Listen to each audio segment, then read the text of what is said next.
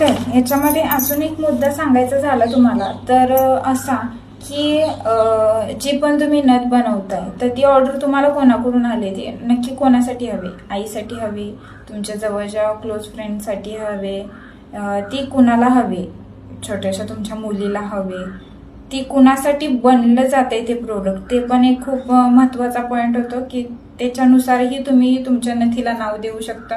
तुमच्या फ्रेंडसाठी, क्लोज फ्रेंडसाठी जर का तुम्हाला नथ बनवायची असेल तर त्या नथीला तुम्ही सखी असं नाव देऊ शकता.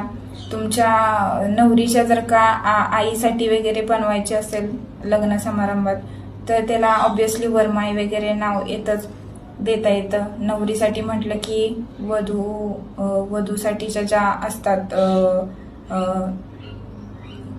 ज्या पण काही विधी असतात त्या विधींनुसार तुम्ही देऊ शकता नाव नथीला. तर ह्या छोट्या छोट्या गोष्टी असतात की त्या लक्षात घेऊन आपण नक्कीच नथींसाठी नाव देऊ शकतो आणि खूप मोठा फायदा होतो आपण या गोष्टी जर का केल्या तर आपल्याला.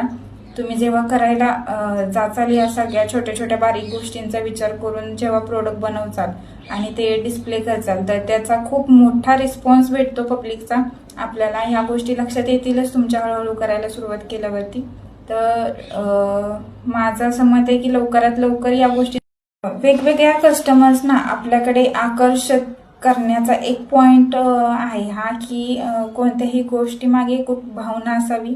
त्या भावनिक स्टोरी आपण कुठेतरी डिस्क्रिप्शनमध्ये वगैरे किंवा नथीचा जो व्हिडिओ करतो त्यांना याच्यामध्ये कॅप्शनमध्ये वगैरे आपण ती स्टोरी लिहिली तर त्या स्टोरी वाचून कस्टमर आपल्याशी एक भावनिक नातं निर्माण करतो आणि त्या भावनाधीश नात्यामुळे आपल्यापर्यंत ते कस्टमर आकर्षित होऊन आपल्याला ऑर्डर देतं. हा एक खूप मोठा आणि खूप वीक पॉइंट आहे कस्टमर ग्राहकाला आपल्यापर्यंत आणण्याचा, असं मला तरी वाटतं.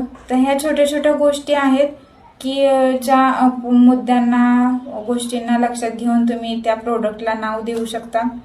याच्यामध्ये अजून काही अपडेट आले तर मी तुमच्यापर्यंत पोहोचवण्याचा प्रयत्न करेन.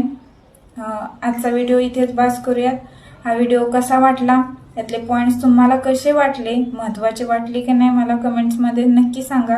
आणि तुम्ही जो रिस्पॉन्स देताय भरघोस रिस्पॉन्सने खरंच खूप छान वाटतंय. Thank you so much for everything.